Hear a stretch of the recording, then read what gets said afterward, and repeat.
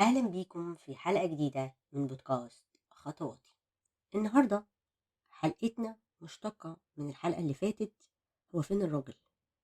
النهاردة عنوان حلقتنا مواصفات الراجل الحقيقي. امتى نقول ان ده راجل حقيقي؟ قبل ما اقول اي حاجة تعالوا احكي لكم خبرة شفتها بعيني في احدى مدارس الاولاد. كان في مدرس فيه بيبقى حصة كده بيتكلموا فيها يعني مع الولاد، بيعلموهم شوية أخلاقيات وشوية حاجات. فالمدرس كان بيتكلم عن مواصفات ازاي تبقى راجل حقيقي.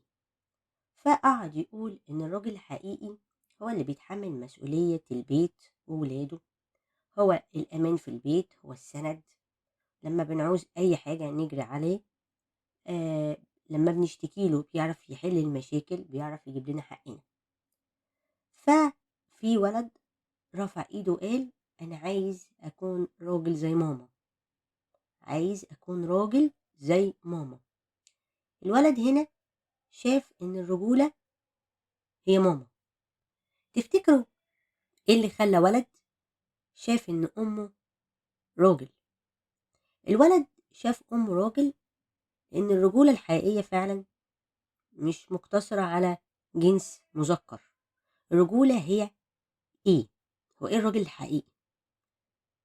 الراجل الحقيقي هو اللي بيتحمل مسؤولية، وهنا مش مسؤولية البيت والأسرة بس، مسؤولية كلامه، أفعاله.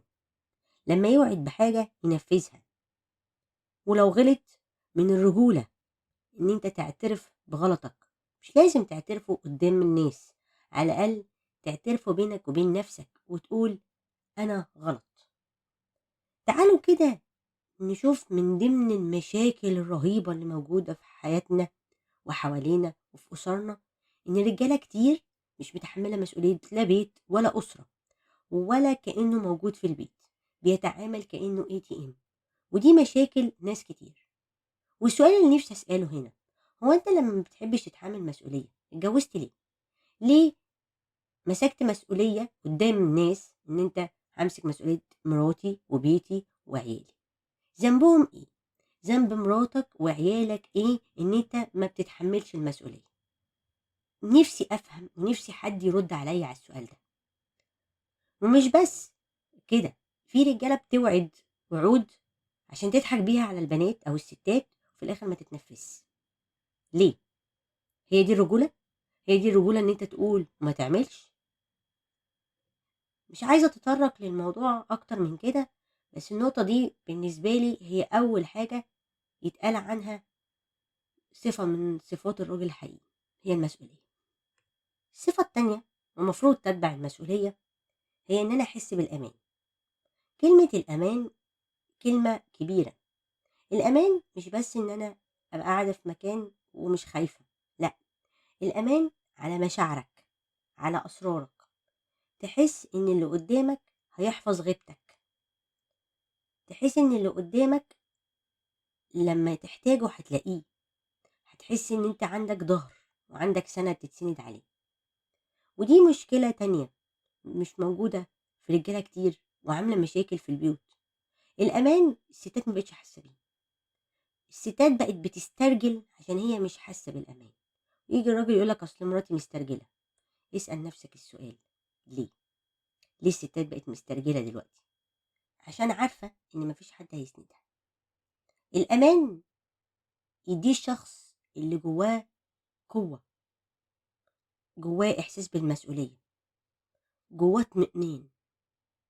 فلما تلاقي راجل مش عارف يدي الأمان اللي حواليه، اعرف إن هو جواه مخوخ فاضي، هو نفسه مش عاطي لنفسه الأمان، مش حاسه، هيديهولك إزاي؟ فإذا الأمان من ضمن صفات الرجولة. عشان كده الولد اللي قال أنا عايز أبقى راجل زي ماما، هو شاف صفات الرجولة في مامته، شاف معاها الأمان، شاف معاها تحمل المسؤولية. تالت صفة مربوطة بالصفتين الأولتين، السند، الدعم. الراجل الحقيقي هو اللي بيدعم مراته، بيدعم عياله، بيدعم الناس اللي شغالة معاه، بيدعم أصدقائه. خلي بالك الصفتين الأوليتين المسؤولية والأمان هيبقوا موجودين في الراجل حتى مع اللي حواليه. احنا مش بنتكلم ان هو يقتصر على مراته وعياله. السند والدعم صفة مهمة جدا جدا في الراجل. ربنا لما خلق الراجل خلقه عنده عضلات، خلق جسمه كبير عشان يقدر يحتوي المرأة، يحتوي أي كائن ضعيف، يحتويه ويدعمه ويسنده. عمرك شفت ست ضعيفة تقدر تسند راجل كبير بجسمه؟ لا.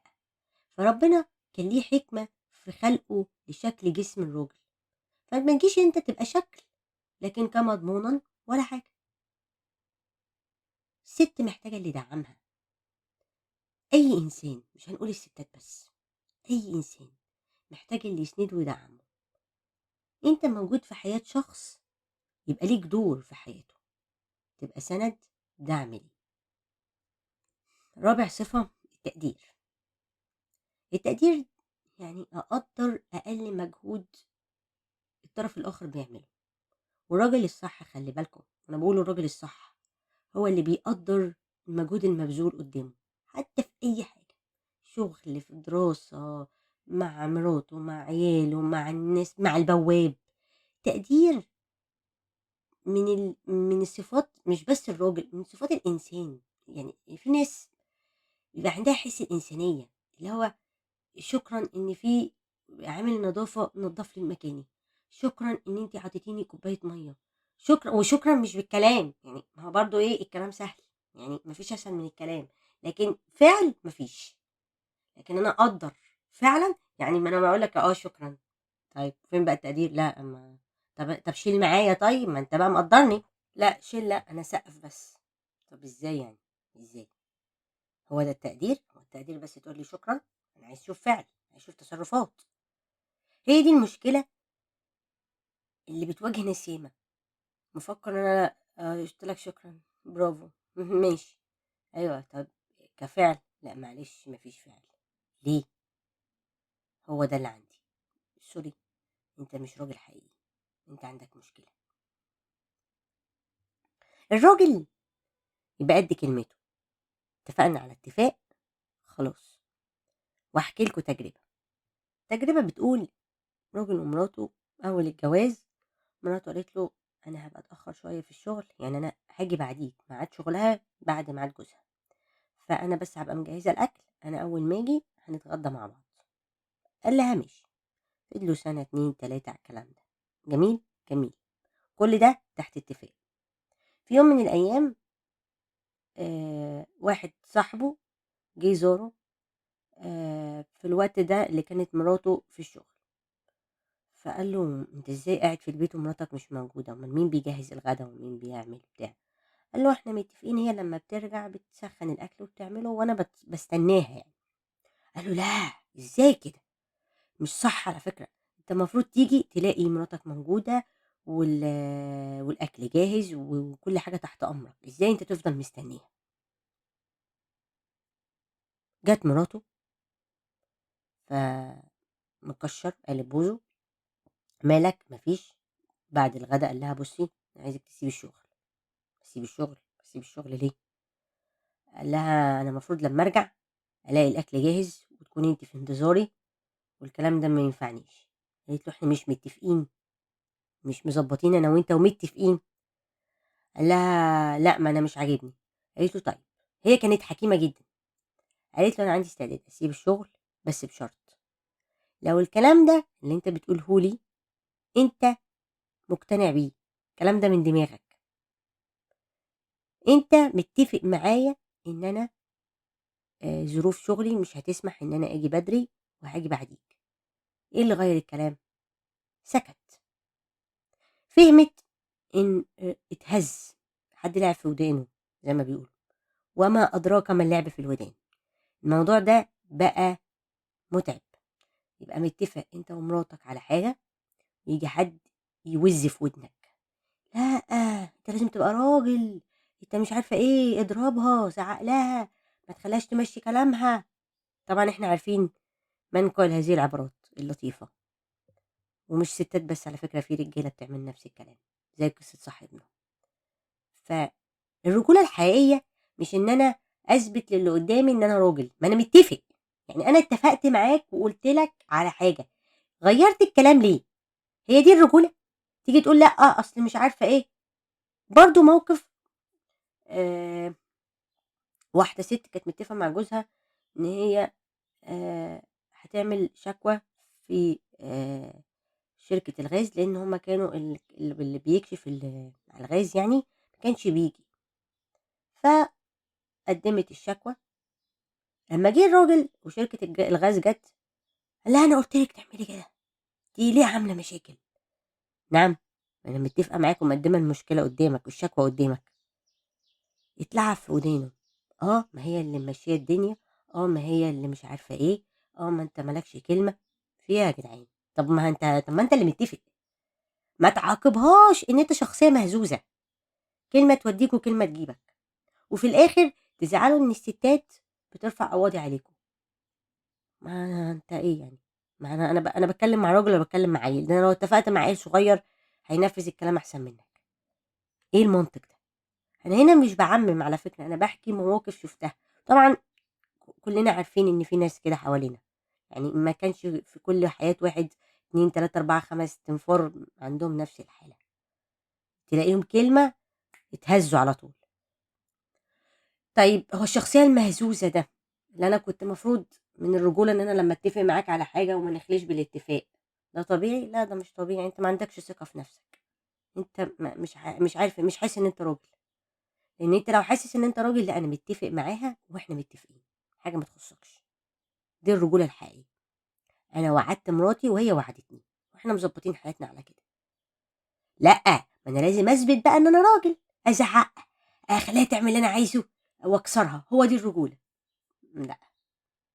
الرجولة دي بقى لما تيجي بقى في القانون، الرجولة الحقيقية إن أنت تبقى قد كلمتك. طب ما أنت اتفقت قدام العالم كله إن أنت تتحمل مسؤوليتها وتبقى راجل، هي دي الرجولة اللي أنت اتفقت عليها؟ ولا أنت عشان مقفول عليك وبابين، باب سوري بابين، مقفول عليك وباب واحد ومحدش شايف فأنت بقى يعني تعمل اللي أنت عايزه؟ لأ يا باشا، الراجل راجل في كل حاجة، مش قدام الناس أنا باين إن أنا راجل وأنا اتعاركت معاها وضربتها. خلي بالكوا الضربة برضه، الضرب من علامات إن أنت مش راجل، ما هو مش الراجل اللي يضرب اللي أضعف منه، يعني مش الجدعنة إن أنا أضرب كائن ضعيف عشان أثبت إن أنا قوي أو أنا راجل. ده القوة الحقيقية هنا في العقل، مش في مد الإيد.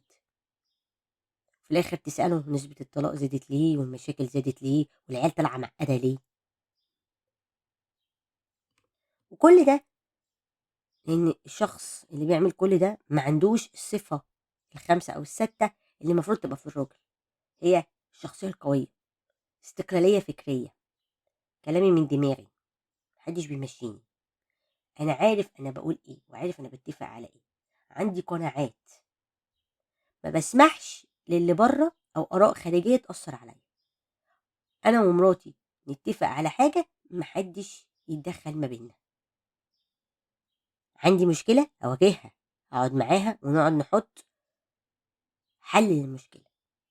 لكن أبقى بتهز بكلمة واروح واجي، انت كده سوري، مش بس مش من صفات الراجل، انت لا ناضج ولا عندك نضج عقلي ولا عاطفي ولا عندك اي حاجة ولا عندك ثقة في نفسك. يبقى العيب هنا بقى مش في الرجولة، ان انت شخصيتك مهزوزة ضعيفة عندك مشاكل. طيب احنا مفروض يبقى في صفات اكتر من كده طبعا كلنا عارفينها، بس انا عايزه اقول نقطة.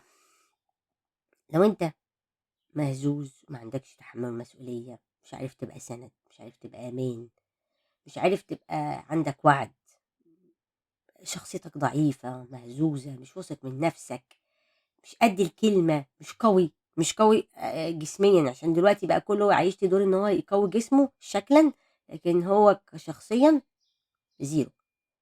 بلاش تتحمل مسؤولية حد، بلاش تتحمل مسؤولية أسرة. احنا مش بنأذي الناس بس في ان انا بظلمهم معايا، انت بتأذي جيل كامل، بتصدمه فيك. يعني انا النهارده لما اب يبقى بكل السلبيات دي، العيل هيبقى طالع ازاي؟ هيبقى طالع إزاي؟ يا إما هيبقى زي باباه شايف إن الرجولة إن أنا أبقى لا باتحمّل مسؤولية ولا ليّا دعوة بحاجة وأنا الATM وأضرب وأزعّق، هيطلع زيّك، ربنا جيل مريض. يا إما البنت هتكره فكرة إن لأ، ما أنا مش عايزة واحد يعني دايمًا حلم أي بنت إن هي تقول أنا عايزة أتجوّز واحد زي بابا، البنات هيكرهوا يتجوّزوا ويتعقّدوا ويخافوا يبقوا نفس المنظر ده، يعيشوا الحياة دي، هُم مش عايزينها. البنات بيطلعوا معقّدين، بيطلعوا مرضى نفسيين والولاد هيطلعوا مرضى نفسيين وتكون أنت السبب. يعني مش بس مش راجل ومش متحمّل مسؤولية، لأ ده أنت هتطلّع جيل متعقّد ومريض نفسي. لو مش خايف من الدنيا ومن الناس، خاف من ربنا. يعني إزاي تبقى بتعمل كل السلبيات دي وعادي عايش ومتعايش وبتاع، لأ ده كمان الأسوأ إن في ناس بتعيش دور الضحية، أنا ما عملتش حاجة، أنا غلبان، هي اللي نكدية وهي اللي مش عارفة إيه، يا باشا أنت اللي مش جدع يا باشا، ده هي ممكن تبقى أجدع منك، ده في ستات أجدع من مليون راجل. أنا هنا مش باغلّط في الرجالة، بس يعني دي علامة استفهام كبيرة والمحاكم والمشاكل بتقول في حاجة غلط. خافوا ربنا، علّموا عيالكم يبقى رجالة وراجل حقيقي، ما تعلّموش البنات، لإني باشوف بنات دلوقتي أرجل من الرجالة في شخصيتهم وده مش صح على فكرة، البنات دي بتتعب لمّا بتكبر.